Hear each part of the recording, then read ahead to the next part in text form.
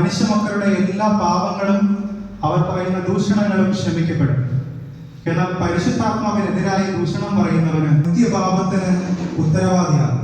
ഏറ്റവും സ്നേഹമുള്ള ജോഷുവച്ച സഹോദരങ്ങളെ, ഇന്ന് ദൈവത്തിന്റെ വചനത്തിന് എത്രത്തോളം ശക്തിയുണ്ട് എന്നതിനെ കുറിച്ച് നമുക്ക് മനസ്സിലാക്കി തരണമെന്ന് ദൈവം അതിയായിട്ട് ആഗ്രഹിക്കുന്നു.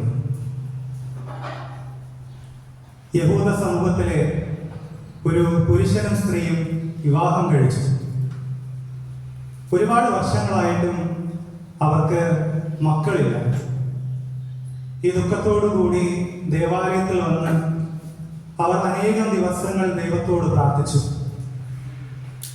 ഒരു കുഞ്ഞിനെ നൽകുകയാണെങ്കിൽ ആ കുഞ്ഞിനെ ദേവാലയത്തിൽ തന്നെ സമർപ്പിക്കാമെന്ന് ഈ പുരുഷനും സ്ത്രീയും നേർച്ച നേർന്നു. ദൈവം അവരുടെ പ്രാർത്ഥന കേട്ടു. അവർക്ക് ഒരു പെൺകുഞ്ഞ് ജനിച്ചു. ആ കുഞ്ഞ് ജനിച്ച് അവർ ആ മകളെ നല്ല രീതിയിൽ ദൈവത്തെക്കുറിച്ച് പറഞ്ഞു കൊടുത്തുകൊണ്ട് തന്നെ വളർത്തി. അവൾക്ക് 14 വയസ്സ് പ്രായമുള്ളപ്പോൾ നേർന്നതുപോലെ തന്നെ ദേവാലയത്തിൽ ഈ കുഞ്ഞിനെ അവർ സമർപ്പിച്ചു. ഞാൻ പറഞ്ഞത് ജോവാക്കിമിനെ കുറിച്ചും അന്നയെ കുറിച്ചുമാണ്.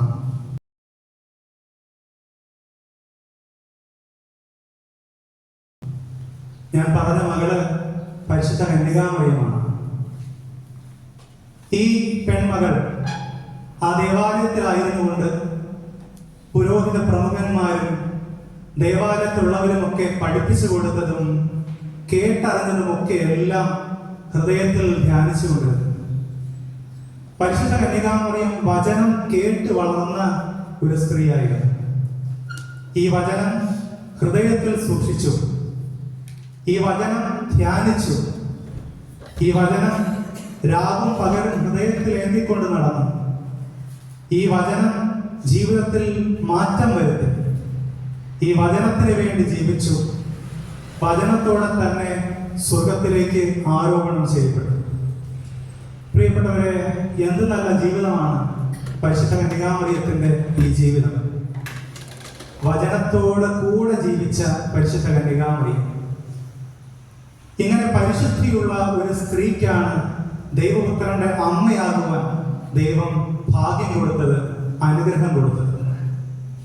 നമ്മുടെ എല്ലാവരുടെയും ഒരു പ്രധാനപ്പെട്ട തെറ്റെന്ന് പറയുന്നത് ദൈവത്തിന്റെ വചനം ഹൃദയത്തിൽ സൂക്ഷിക്കാത്തതാണ്.